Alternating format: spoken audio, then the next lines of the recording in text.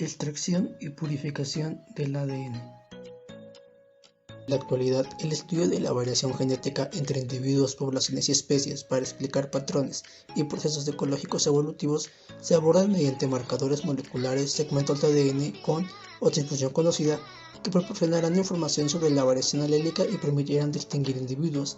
Estos marcadores se obtienen con técnicas como la PCR y secuenciación, que hacen posible analizar la variación en la molécula del ADN con un detalle sin precedentes. La aplicación de técnicas moleculares inicia con la extracción del ADN, la cual implica sacar el ADN del compartimento celular por medio de un análisis. Posteriormente es la purificación, la cual permite separar el ADN de los demás componentes celulares, y por último tenemos una precipitación en la cual ya se obtiene el ADN puro. La extracción consiste en el aislamiento y en la purificación de moléculas de ADN y se basa en las características fisicoquímicas de la molécula. Hay que recordar que el ADN está constituido por dos cadenas de nucleótidos unidas entre sí, formando una doble hélice. Los nucleótidos están integrados por un azúcar, grupo fosfato y una base nitrogenada, cuya unión ocurre entre el grupo fosfato y el azúcar mediante un ácido diéster. Las bases de cadenas opuestas se unen mediante puentes de hidrógeno y mantienen estable la estructura liquidal. Los grupos fosfatos están cargados negativamente, son polares y tienen una fuerte tendencia a repelarse, lo que permitirá disolver el ADN en soluciones acuosas y formar así una capa hidratante alrededor de lo que es la molécula. En presencia de etanol se rompe la capa hidratante, quedan dispuestos los grupos fosfatos y hay unión con cationes como sodio, reduciendo lo que son fuerzas repulsivas entre cadenas de nucleótidos para que el ADN pueda precipitar. A lo largo del tiempo se diseñaron diferentes protocolos con la finalidad de obtener una cantidad y calidad de ADN adecuados, así como garantizar la eliminación de inhibidores potenciales que dificultan el tratamiento posterior de la molécula. Los tradicionales, desarrollados en los años 50, utilizan solventes orgánicos para separar las proteínas del ADN y, una vez suspendidos de la fase acuosa, aislarlo por precipitación con etanol. En contraparte, en los años 90 se introdujeron en el mercado combos o kits de extracción que utilizan materias inorgánicas compactadas cargadas positivamente, capaces de retener varios microorganismos de ADN y separarlos del resto de las biomoléculas, permitiendo obtener un extracto libre de inhibidores.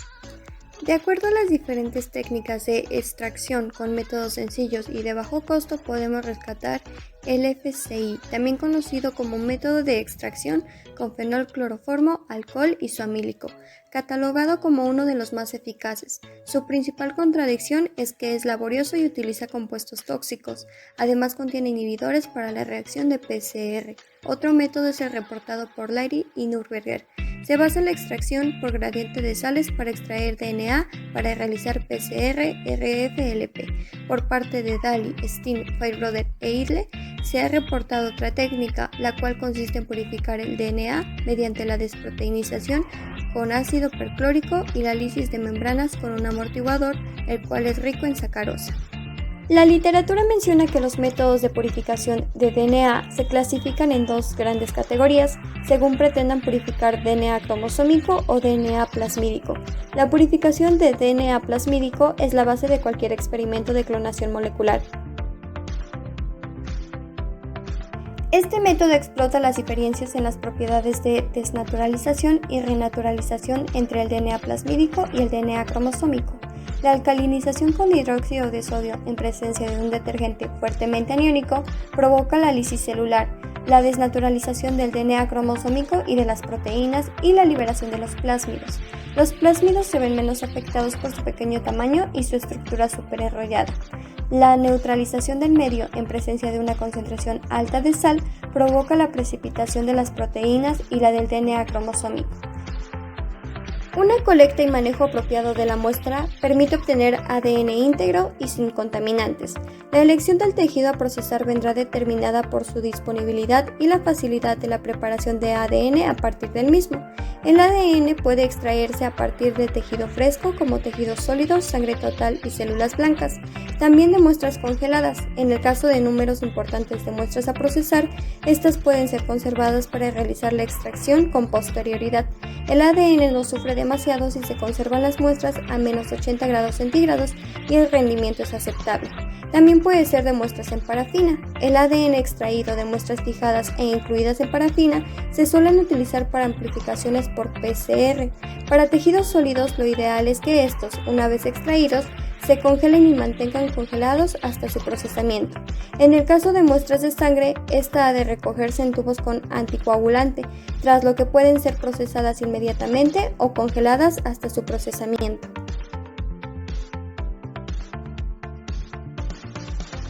En cuanto a la homogeneización, esta consiste en romper las uniones entre las células para facilitar la interacción con las soluciones de lisis que ayudan a liberar el material genético. Tenemos la mecánica, la cual incluye el uso de nitrógeno líquido, cuyo procedimiento consiste en macerar la muestra con este, en un mortero de porcelana hasta obtener un polvo muy fino. El nitrógeno líquido congela de inmediato la muestra y evita que se formen cristales en el interior de la célula que rompe la sutura celular e inicia el proceso de degradación. Este procedimiento se puede utilizar en tejido fresco o congelado, y es importante considerar que si la muestra está congelada se deberá desagregar con nitrógeno líquido para evitar la degradación del ADN por acción de las tenazas.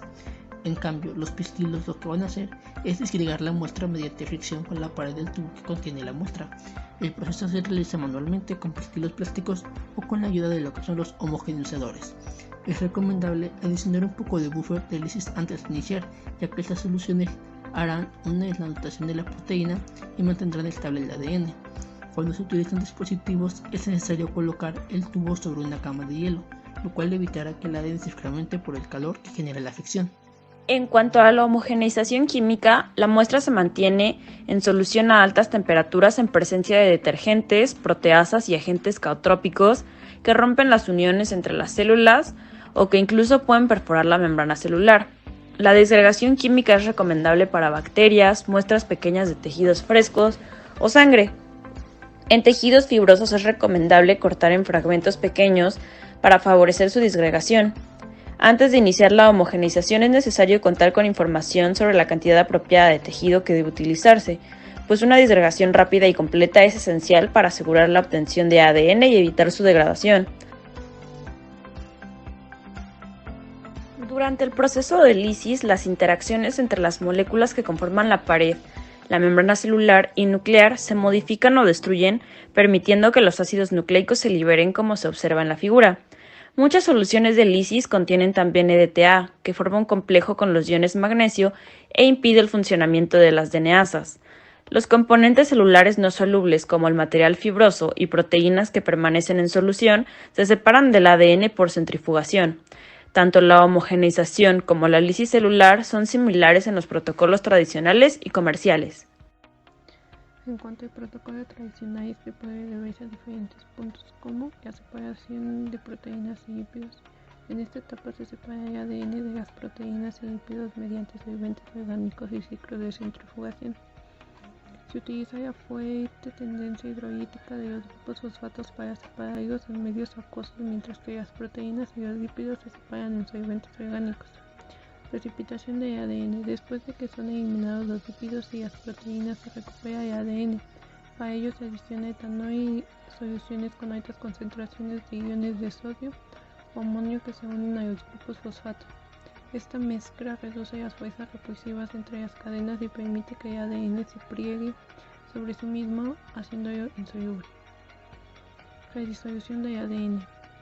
Una vez que se ha eliminado el etanol, el paso siguiente es hidratar el ADN para mantenerlo en solución. En el caso de emplear agua y pH debe 6,7 para permitir la redisolución completa del ADN y evitar una hidrólisis ácida. En cuanto al protocolo comercial, las características de esta son unión del ADN a la matriz inorgánica y lavado. En el caso del kit con membrana de sílice, antes de pasar la solución de lisis a través de la columna, se adiciona etanol a la solución, eliminando la capa hidratante del ADN y exponiendo sus grupos fosfato, facilitando con ello la absorción de la molécula a la membrana cargada positivamente. El kit con perlas magnéticas utiliza un imán que atrae a las perlas para separarlas de las soluciones en las que se encuentran suspendidas. En este caso se añade a la solución de lisis una solución amortiguadora a pH ácido que permite cargar positivamente a las perlas, favoreciendo la unión de ADN. Recuperación del ADN de la matriz. La membrana y el ADN se deshidratan con soluciones de lavado y ciclos de centrifugación. Después se recomienda centrifugar nuevamente la columna para evaporar el etanol y eliminar el exceso de las soluciones. Posteriormente se adiciona agua o solución amortiguadora al centro de la membrana. Se espera que el ADN se hidrate, se centrifuga para recuperarlo de la matriz y resuspenderlo.